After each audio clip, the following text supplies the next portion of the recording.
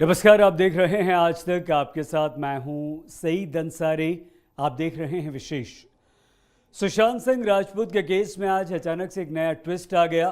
परिवार ने दावा किया कि उसे सुशांत की मौत सुसाइड नहीं लगती, उसे मर्डर का शक है। इसके साथ ही उसने सुशांत के कमरे की गुम चाबी का सवाल भी उठाया, जो अब तक नहीं मिली। वहीं यह बात भी अब सामने आ रही है कि चाबी वाले को गलत ताले की तस्वीर भेजी गई। तो क्या सुशांत किसी बड़ी साजिश का शिकार हुए? देखिए हमारी इस रिपोर्ट में। परिवार को बड़ा गंभीर शक है कि शायद ये सुसाइड नहीं। सुशांत सिंह राजपूत का परिवार अब खुलकर कह रहा है कि उन्हें सुशांत की मौत सुसाइड नहीं लगती, उन्हें हत्या का शक है। 8 दिन पहले सुशांत के पिता ने रिया को सुशांत की हत्या का जिम्मेदार ठहराया था और अब उनके वकील ने कहा है कि भले ही परिवार ने सुसाइड के लिए मजबूर करने का केस दर्ज कराया है, लेकिन उसे शक है कि सुशांत का मर्डर किया गया। The family is definitely having grave doubt that this is not suicide and this is murder. परिवार को बड़ा गंभीर शक है कि शायद ये सुसाइड नहीं, क्योंकि हमारा जो FIR था वो अबेटमेंट टू सुसाइड था, लेकिन अब जिस तरह की बातें आ रही हैं, अब लग रहा है कि शायद ये सुसाइड नहीं, अबेटमेंट टू सुसाइड नहीं, बल्कि और गंभीर अपराध शायद मर्डर का है। इससे पहले मुंबई पुलिस को दिए बयान में सुशांत की तीनों बहनों ने जहां सुशांत की मानसिक बीमारी और इलाज की बात मानी थी, वहीं पिता ने भी शक जताया था कि हो सकता है सुशांत ने मायूस होकर सुसाइड कर लिया। ये बयान सुशांत के बहनोई OP सिंह के सामने दर्ज किया गया था, जो IPS अधिकारी हैं। 16 तारीख को श्री सुशांत सिंह राजपूत की 3 बहनें और उनके पिता के बयान लिए गए। उस समय जब ये बयान लिए गए, उनके ब्रदर इन लॉ का भी बयान लिया गया। उनका नाम सिद्धार्थ तंवर नाम के उनके ब्रदर हैं, उनका भी बयान लिया गया। और जब ये बयान लिए गए, उनके एक और ब्रदर इन लॉ हैं श्री OP सिंह, वो भी वहाँ पे प्रेजेंट थे। उनके सामने बयान लिए गए, उनको एक्सप्लेन किए गए और ये साइंड स्टेटमेंट है। लेकिन सुशांत के पिता के वकील का कहना है कि बयान मराठी में दर्ज किए गए, जिसे वो नहीं समझते। वहीं सुप्रीम कोर्ट में भी इसे सील्ड कवर में सौंपा गया, जिससे पता नहीं चला कि उनमें क्या लिखा था। ये मराठी में नहीं लिखा जाना चाहिए, और मराठी में लिखा जा रहा है तो हमसे साइन नहीं कराना चाहिए। लेकिन उस समय हमको ये नहीं मालूम था कि जो हम बोल रहे हैं उसके अलावा कुछ लिखा कुछ और जा रहा है। वो तो हमको पता कैसे चल सकता था जब हम मराठी जानते ही नहीं है, परिवार वाले जब मराठी जानते नहीं है। सुप्रीम कोर्ट ने भी जब हलफनामा डाला मुंबई पुलिस ने, तो उन्होंने सील्ड कवर में दिया। अगर इतनी अहम बात उनके पास उस समय थी तो सील्ड कवर में क्यों दिया? हालांकि सवाल ये भी उठा कि अब परिवार को सुशांत की मौत हत्या क्यों लग रही है। क्या कोई नई जानकारी सामने आई है? विकास सिंह ने इस पर कुछ भी नहीं कहा। लेकिन इस बीच ये खबर आई कि 14 जून को जब सुशांत दरवाजा नहीं खोल रहे थे, तब सिद्धार्थ पिठानी ने एक चाबी वाले को फोन किया। उनसे जब पूछा कि ताला कैसा है, तो सिद्धार्थ पिठानी ने उसे एक इमेज भेजी। लेकिन सिद्धार्थ ने जो इमेज भेजी वो सुशांत के कमरे के दरवाजे के ताले की नहीं थी, वो इमेज दूसरे कमरे के ताले की थी। इस वजह से ही चाबी बनाने वाले को कमरे का ताला खोलने में काफी वक्त लग रहा था। आखिर में उसने ताले को तोड़ दिया। लॉक कहाँ था? लॉक कौन सा वाला तोड़ा आपने? बेडरूम का लॉक। बेडरूम का लॉक था, तो कौन सा था उसका की? कौन सा ये हैंडल लॉक तोड़ा है? कौन सा तोड़ा आपने? कंप्यूटराइज की वाला था। अच्छा, कंप्यूटराइज की वाला था। फिर कैसे तोड़ा उसको आपने? तोड़ डाला, तोड़ डाला। फिर क्या हुआ? तोड़ने के बाद जैसे दरवाजा खुला कि उन लोग बोलेंगे आपका सामान लो और आप जाओ, देखने नहीं दिए थे। आखिर चाबी कहाँ गई? सुशांत के हेल्पर नीरज ने बताया था कि उस दिन दरवाजे की चाबी ढूंढने की कोशिश की गई, लेकिन चाबी नहीं मिली। ट्राई करने के बाद फिर हमने सोचा चाबी ढूंढ लेते हैं, सो ही रहे होंगे तो कोई बात नहीं, खोल के हल्का सा देख भी लेंगे, कोई बात नहीं, क्या बात है क्या बात नहीं है। कभी बाथरूम में फंस गए तो कभी लॉक तो नहीं लग गया, कुछ दिमाग में हमें, पर हमारे दिमाग में ये चीज़ नहीं चल रहा था कि कुछ सर गलत काम कर सकते हैं, ऐसा काम उठा।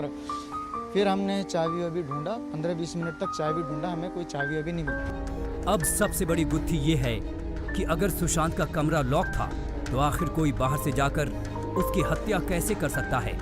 लेकिन अब चाबी गुम होने के सवाल ने पूरे मामले में नया ट्विस्ट पैदा कर दिया है। तो क्या ये मुमकिन है कि किसी ने सुशांत के साथ किसी वारदात को अंजाम देकर रूम लॉक कर दिया था? आखिर किसके पास है सुशांत के कमरे की वो चाबी जो लापता है?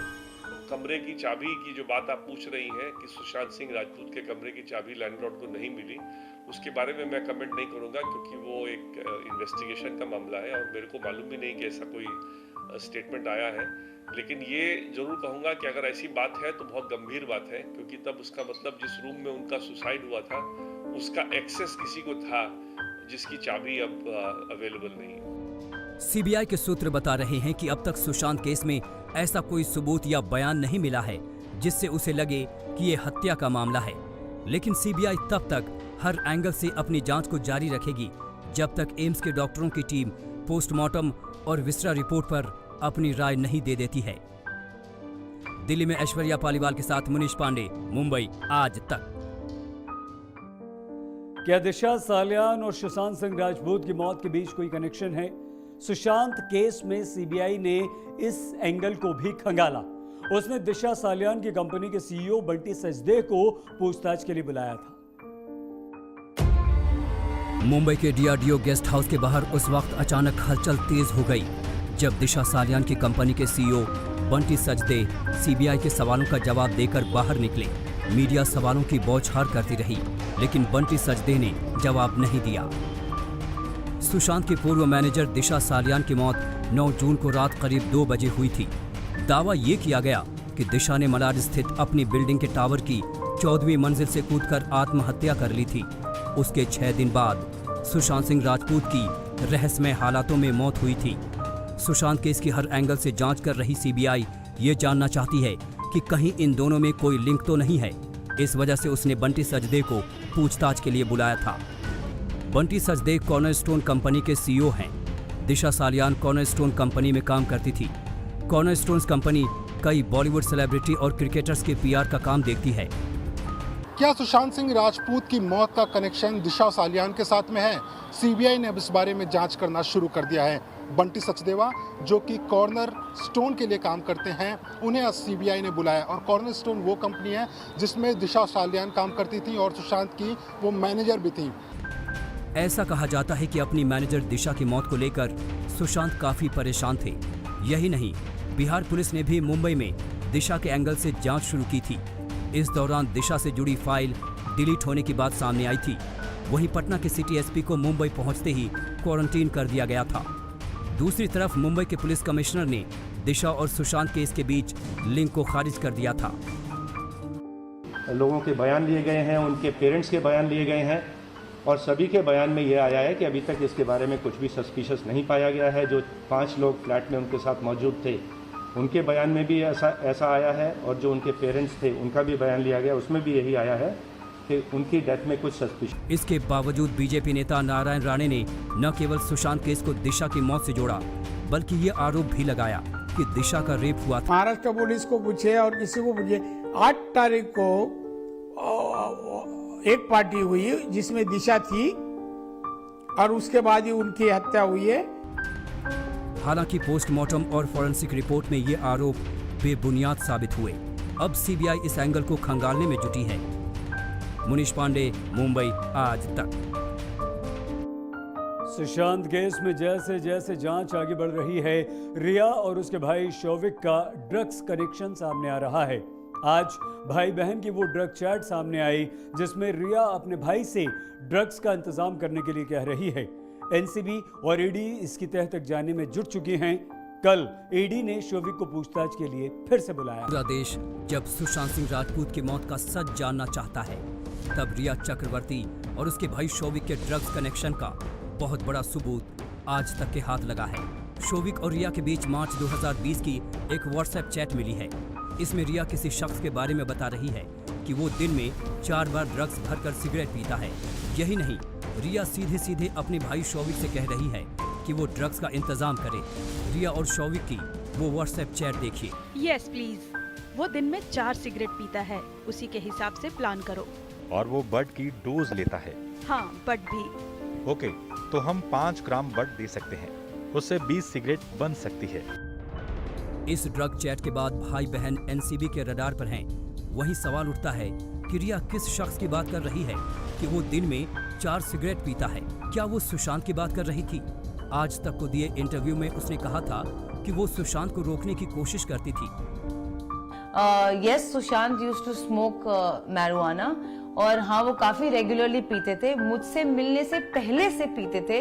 इनफैक्ट केदारनाथ की शूटिंग या उससे जरा सा पहले से उन्होंने शुरू किया था ये, और मैं इनफैक्ट उन्हें कंट्रोल करने की कोशिश करती थी। सिर्फ इसी डिपार्टमेंट में मैं उन्हें कंट्रोल करने की कोशिश करती थी, मैं कट डाउन करने की कोशिश करती थी। शोविक जिस बट की बात कर रहा है वो एक तरह का ड्रग्स है जो दूसरे देशों से लाकर मुंबई में बेचा जा रहा है। मुंबई में इसकी डिमांड काफी ज्यादा है और ये कोकीन से भी महंगा है। शोविक पर आरोप है कि वो सुशांत के पैसे धड़ल्ले से ड्रग्स पर उड़ाया करता था। यही नहीं, ड्रग पैडलरों से उसका रिश्ता कितना गहरा है ये भी व्हाट्सएप चैट से सामने आ चुका है। सुशांत की मौत के मामले में ड्रग्स कनेक्शन पर यह अब तक का सबसे बड़ा खुलासा है। आज तक के हाथ रिया और शोविक की व्हाट्सएप चैट हाथ लगी है। दोनों भाई बहन के बीच ये व्हाट्सएप पर बातचीत 15 मार्च 2020 को हो रही थी, जिसमें रिया चक्रवर्ती कहती हुई दिखाई दे रही हैं कि वो दिन में 4 बार ड्रग्स वाली सिगरेट लेता है, इसी हिसाब से तुम अरेंज करो। सवाल ये है कि रिया चक्रवर्ती इस व्हाट्सएप चैट में किसके लिए ड्रग्स लेने देने की बात कर रही हैं? क्या वो कहीं सुशांत सिंह राजपूत तो नहीं थे? शोविक का ड्रग्स कनेक्शन 2 पैडलरों से पूछताछ में सामने आया है जिन्हें एनसीबी ने गिरफ्तार किया है। इनमें से एक है बासित और दूसरा है जैद। जैद को 7 दिनों की एनसीबी रिमांड में भेज दिया गया है। जैद के वकील ने कहा कि एनसीबी के वकील ने शोविक और जैद के कनेक्शन की बात कोर्ट में जरूर कही, लेकिन रिमांड कॉपी में ऐसा कुछ नहीं लिखा है।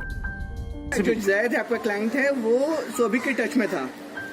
Is there any link? Sir, they have said that 2 people of Sushant case were in touch with this guy, and he has given. But this was argued by the lawyer. Sir, he said that orally, but remand में कुछ भी नहीं। NCB जल्द ही सुशांत के पूर्व house manager Samuel Miranda से भी पूछताछ कर सकती है। शोविक ने ही सुशांत के स्टाफ सैमुअल को जैद का नंबर दिया था। सैमुअल ने जैद को 5 ग्राम ड्रग्स के लिए 10,000 रुपए दिए थे। शोविक को जैद का नंबर बासित ने दिया था। शोविक और बासित पहले से दोस्त थे। एनसीबी की जांच में ये एक और ड्रग चैट सामने आई है जिससे ये साबित होता है कि शोविक के कई ड्रग पैडलरों से कनेक्शन थे। वो दूसरों को भी उनसे ड्रग दिलाता था। शोविक ही नहीं, रिया का भी ड्रग्स कनेक्शन सामने आया है। गोवा के होटल व्यवसायी गौरव आर्या, बांद्रा के होटल व्यवसायी कुणाल जानी और जुहू में रहने वाले बिलियर्ड्स खिलाड़ी ऋषभ ठक्कर से ईडी पूछताछ कर चुकी है। अरविंद ओझा, मुंबई आज तक। बुलेटिन में फिलहाल इतना ही। आज तक पर खबरों का सिलसिला लगातार जारी, आप देखते रहिए आज तक। नमस्कार, मैं हूं अंजना ओम कश्यप। हमें उम्मीद है ये वीडियो आपको पसंद आया होगा। लेटेस्ट खबरों के लिए यूं ही देखते रहिए आज तक, और इस वीडियो के पसंद आने पर लाइक, शेयर एंड सब्सक्राइब करना ना भूलें।